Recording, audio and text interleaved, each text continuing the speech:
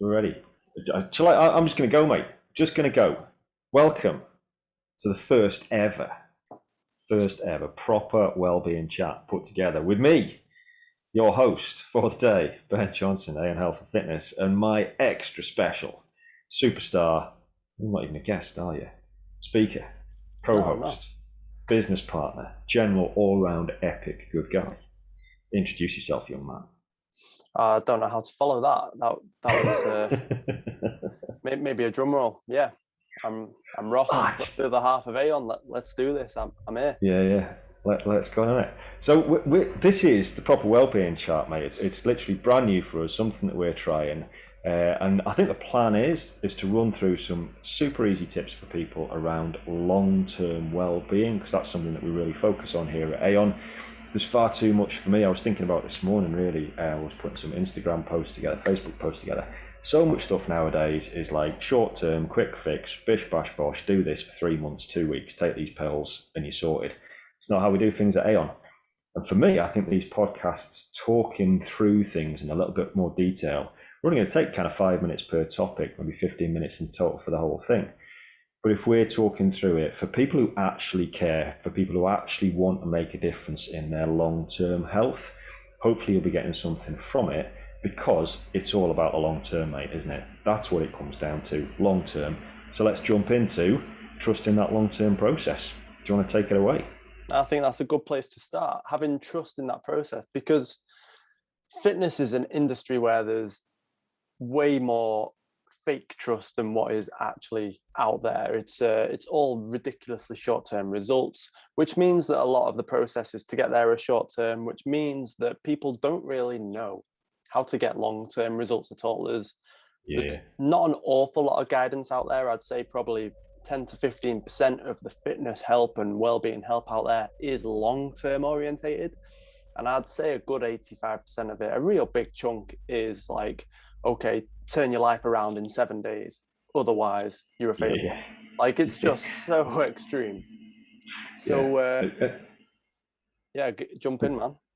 Yeah. I was gonna say it is for me that's a ridiculous proposition. I think one thing people are always looking for that kind of instant gratification, getting that quick fix, getting that quick hit, and we're maybe talking in a later one about you get that little endorphin rush and all the rest of it, and feel that you're making a difference and blah blah blah. But I'll always come back to the point. It's like you're going to be on this planet for what, 80 years, 90 years, 100 years, whatever. It's like, how is, a 7 day course of pills or a 21-day course of weight loss pills or, a 3 month boot camp adherence? How is that going to set you up for the next 80 years, 90 years? You've got to think in the long term. There is no other way to actually do that.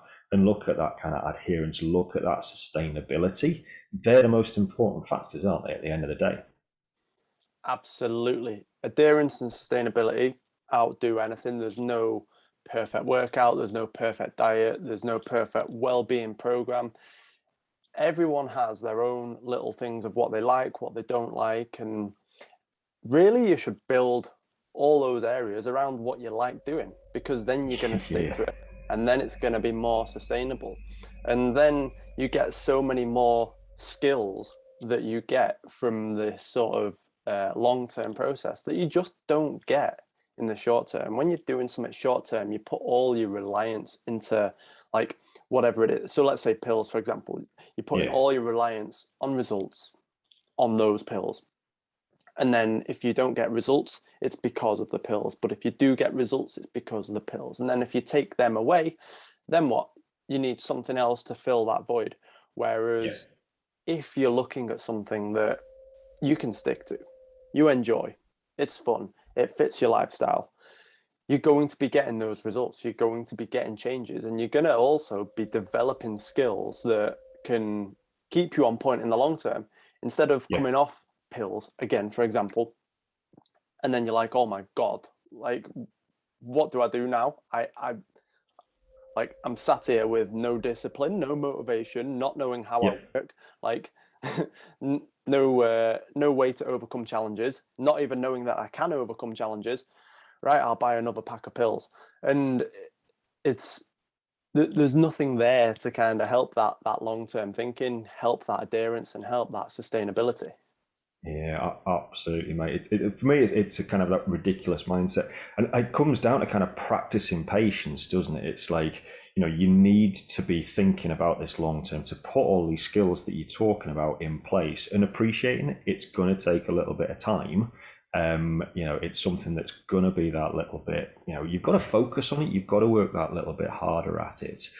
But also, people, you will still get quick results. I think that's something when we talk about a long-term process, and we always talk in years, basically, don't we? Yeah. But also, like, you can get ridiculous results in like 3 months, 6 months of proper commitment to the right actions, to the right processes. I'm just thinking of that message that we got through from one of our clients last night. It was like, from the 3 months that I've been with you, I'm down 10 kilos. I'm starting to look proper skinny, need to get a bit toned, sort of thing. It's like, that's just in 3 months. This guy's lost 10 kilos. No pills, no, short-term fixes, but he's now got skills in place that's going to be for that long term. So just having that little bit more patience absolutely makes that long-term difference, but gives you those skills to then take for the next 6 months, 6 years, 60 years, whatever it may be. That's exactly it. Like drastic changes, they do get quick results, but they overhaul your whole life to get there, Yeah, right? And you can still get incredible results making small changes and doing that consistently. Like you're going to get those drastic changes, but also you're going to be set up to be able to maintain it, which is even yeah, better. Instead of just getting drastic changes and then feeling like just starved and like you haven't drank water for yeah, like a day and a half and like you're not eating any food and all those different things. Like if you just look at small changes consistently, trust the process, you set yourself up for the long term. And it's one of them. I think there's a saying that people overestimate what they can achieve in a year, but underestimate what they can achieve in 5 years. It's something like that. You yeah. know what I mean? And I think if you bring that down even smaller on fitness, I'd say from a fitness point of view, if people uh, overestimate what they can achieve in a week Yeah. and underestimate what they can achieve in 3 months. Yeah, yeah, absolutely. I mean, it's that classic thing of like, oh, I've been to the gym 3 times. I'm expecting to look amazing at that point in time, isn't it? It's like, whoa, whoa, it's going to take a little bit longer than that. But you'd be really surprised about where you can get to in 3 months' time or 6 months' time or whatever. So yeah, absolutely, mate. But I think that then comes down to really like what you're trying to achieve as well, and kind of feeding that into this trust of the process. Because it's all very well having a process that you're going through, isn't it? But if you don't really know where you're actually trying to get to, then how do you know that the process is working? So maybe if we jump into a little bit on that kind of goal setting side of things, I think that the process is something that we'll come back to again and again and again, because that's really what we want to focus on. But if we've got that goal setting in place, maybe we'll jump into that for a little bit. Because I see this all of the time when I'm doing a new consultation with people, and the goal that they will set, or the kind of the initial goal that they will come up with when you ask them, what is it that you're looking for support with? It's just absolutely rubbish what they've come up with. Okay, I'm going to try not to swear during these podcasts. They might slip out occasionally. All This right. will be the hardest part not to swear on Yeah, when yeah. you're talking about people's goal setting. I can tell Oh, I mate. can already feel your heart rate's gone up. It's when they come in and you're like, what is it that you want to achieve? And they're like, oh, I'd like to feel a bit fitter. I'd like to lose a little bit of weight. It's like, what does that mean? What does that look like to you? It's like, oh, okay, I want to lose a little bit of weight. It's absolute classic for people. I could tell you to go to the toilet, and if you've been to the toilet, you've lost weight, haven't you? I could tell you to starve yourself for the next 5 days. Weigh yourself at the start, weigh yourself at the end. You're going to have lost weight. Yeah. So it's like, great, I've achieved it for you. Brilliant. Aren't I absolutely amazing? The answer is Well no. done. You're not looking for weight loss. You're looking for something more sophisticated than that. You've got to dig into that into a little bit more detail. And you're talking about losing body fat. You're talking about looking a bit more defined. If you're talking about the fitness side of things, it's like, oh, I want to feel a bit fitter.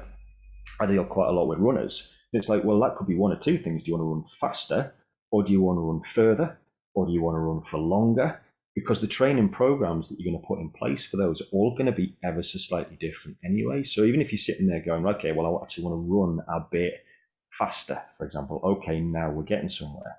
So you're going to be a bit fitter, by doing that process. But I have no idea if being a bit fitter is running faster or lifting heavier or just being able to keep up with the grandkids or whatever it may be. I could go on and on for hours about this one, Yeah, honestly. I rate you need What I to jump into. Cool. slow your heart rate down, take a breather. For So those who what you right? You don't know, tell me. for You those who tell me, don't mate. know much What is about it that you should do? for those that don't know much about us, you'll soon find out that Ben needs you to set good goals, and he's absolutely right because you get Yeah, far too triggered if you set a vague goal. And do you know what I think? Right, most people come into fitness or health, well-being, whatever it is, with vague goals, and they actually think that they do have a goal. I don't yeah, think they come in with no goals. I think they come in and think, well, I've got a goal. I want to be fitter, and I think everyone feels like they are happy with that, and that'll do the job. yep, But it does absolutely nothing because you don't really know what the outcome is. So you don't really know where you're going. You don't know how you're going to get there. You don't know when you're going to get there by. You don't know what steps you need to take, how you're going to yep, measure it, how are you going to keep yourself accountable. There's all these different aspects of goal setting that people don't have. And I bet you they probably think that they do have a goal, which is a good thing. But yeah, setting a proper goal is totally different. And I actually ran a client through this yesterday. Um, so her goal was to get fitter and stronger, right? And it's like, before we go anywhere, can we just have a proper, like, can we just get that sorted? Because that doesn't mean anything to anyone yeah, really. And then we worked out that being fitter and stronger for her had to be training consistently 3 times a week. And this was all over a 4 week block as well to make sure that she was actually fitter and stronger. yeah, So when she gets to a point where she can exercise 3 times a week, she's not got any injuries, and she's covering 100,000 steps a week, and she can do that for a month. yep, That is her, okay, I am now clearly fitter and stronger, and now what's the next goal going to be? yeah. And it's not So just you do that for 1 week, it's her doing that for a month, and then now yep, she's set up. But that was, I want to be fitter and stronger, but it means yeah, nothing. yeah. Absolutely. That's a classic quality example of how you're getting something that you're able to measure. It's well within people's achievability. Obviously, depending on injuries and illness and all that kind of stuff. And it's kind of realistically, and you've got a time period on it as well. I mean, I'm not going to dig into smart goals now, but we'll maybe come back to it some other time. But having that very, very specific of what is it that I'm going to be able to achieve, and when is it going to be done by, and therefore you can say, right, what actions do I now need to take to make sure that I can get 100,000 steps in? Because that's not just about being a bit fitter. That's going to be around time management and being motivated to go out and get those, and all of this stuff really helps keep you on track to make sure that you're heading in the right direction. But if your goal is just, I want to be a bit fitter, you have no idea about whether you're on track to achieve that or not. So coming back to the idea of you And do you know have to why? be specific. Sorry, mate. And do you know No. why it being measurable with something real is so important? Because on the days where you're not feeling fantastic, you can see, actually, I've done I've done all these, I've ticked all these Yeah. boxes, I've done all that. Okay, I might be feeling a bit rubbish today, but I have clearly done that. But if you're Yeah. just Yeah. going Yeah. in blind and you're feeling rubbish, that can be enough to throw you off track. Yeah. And Yeah. it can sometimes just be Absolutely. as simple as that. But I do think we need like a 3 hour special for you just to delve into goal setting. And I might need to put my microphone on mute and just put the kettle on and see what happens. It sounds like a great idea. The only thing I'd say is 3 hours probably isn't quite long enough. I might need to double that anyway. I'll get people tuning. So yeah, quick tips for quick tips for long-term well-being. I'm going to talk to you for 6 hours about goal setting. Anyway, yeah. But coming back to the point that you made before that about having that kind of measurability and kind of being able to tick stuff off and seeing are you on track. I think it's crucial because you're going to have good days and bad days during this process, aren't you? There's going to be days where you're out there absolutely crushing it. But that's what people think that life kind of always has to be like. And then they give themselves, a big kick in when they don't actually get that perfect day done in. But we all know it's like life gets in the way and you're going to have crap days is the long and the short of it. Non-perfect days, call them what you will. There are days where illness takes over or work takes over or the kids take over and you're like, I've not been able to achieve. But you go back to your goal set and you're like, well, okay, am I actually still on track? So therefore, you can be thinking, okay, on a good day, I can be achieving X, Y, and Z. On a bad day, you can step it back a little bit. Like, actually, I only need to achieve whatever. So should we have a little chat about that idea of kind of ranges for good days and bad days? Because that can really help people with this kind of long-term mindset and show them that they can still therefore be on track to achieve their goal, even without every single day being perfect. 100%, 100%. One of the biggest mistakes people make in fitness is all or nothing, because, and it's not even their fault either. It's how they've been taught how to do fitness and health forever. Like, and with everything being so short term, you're kind of pushing people to be perfect for like 21 days. And then on day 22, they just cannot wait to get a pizza or whatever it is, because they've been eating like cauliflower puree for breakfast for like 18 days. Oh. And so is that in our latest meal plan, mate? Cauliflower puree, because that sounds epic. it's good, man. It's definitely not a breakfast. I would maybe have it with a bit of steak or something. That would go down nice. Definitely more in the evening. Oh, okay. I was going to say it's one of the reasons why we don't do meal plans, but that's a topic for a different day, isn't it? Yeah. Anyway, sorry, I interrupted you. But this is something that I never used to coach with clients, and it's so important. Just having a range for what you're able to do on a good day and what you're able to do on a bad day. And it goes with that long-term process. It goes with the importance of goal setting. And then you add on top of that good days and bad days. So on a good day, for example, I'm capable to do this, this, and this. It could be, just off the top of my head, I could hit 12,500 steps. I could hit my protein target.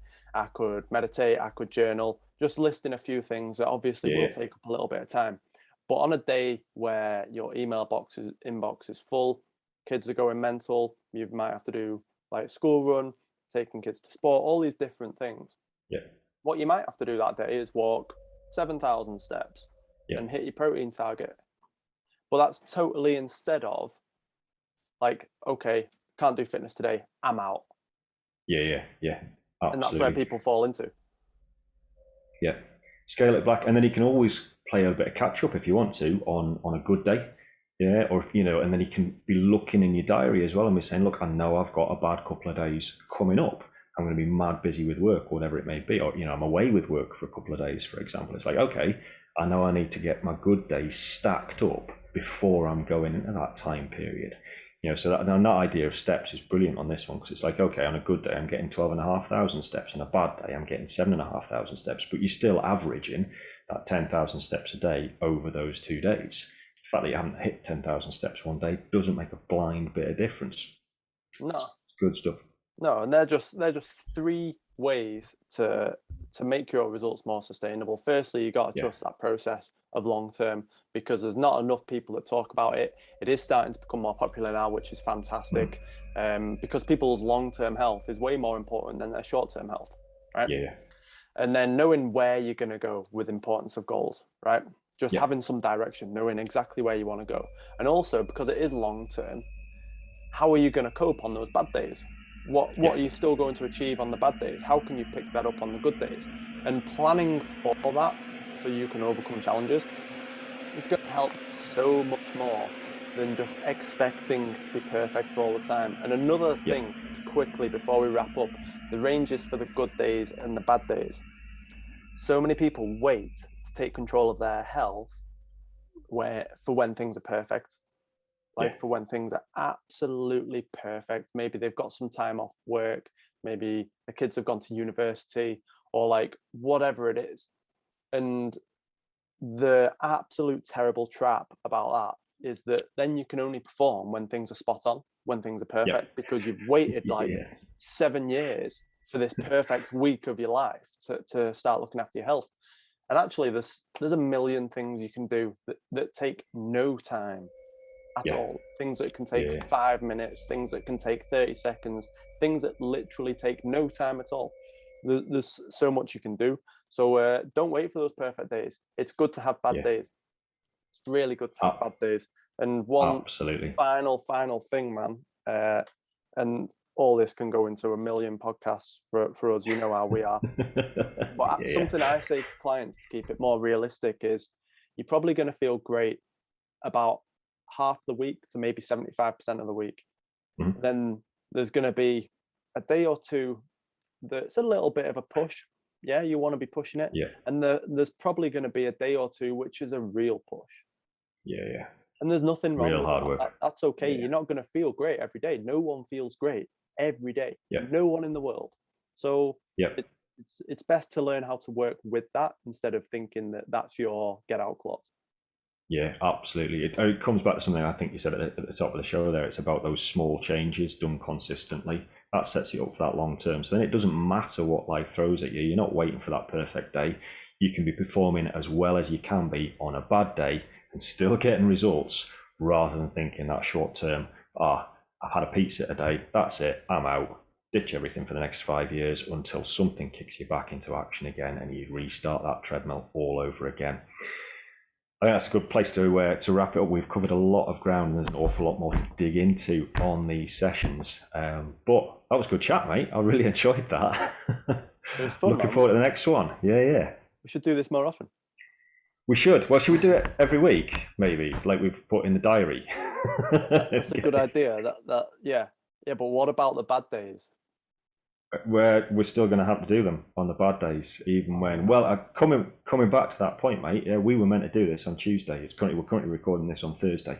We were meant to do it on Tuesday, just didn't happen. It's like, okay, that's fine. We're going to reschedule it, but we've got a deadline for this podcast to be going out. So the day that you're going to be listening to it, hopefully, all you thousands of people who are going to be listening to it on day one, it's going out. So it's like, right, well, we've got to get it done. We've got to get, we put that in place. So this is a great example of rolling with it. We've got a process going on. We've got a goal to get this podcast out. We didn't do it on a bad day. We managed to fit it in on a good day. Happy days. Happy days. Easy. Leading by example. As ever, mate. As ever. Catch you all later. Thanks for listening. Yeah, thanks for listening. Speak to you all again soon.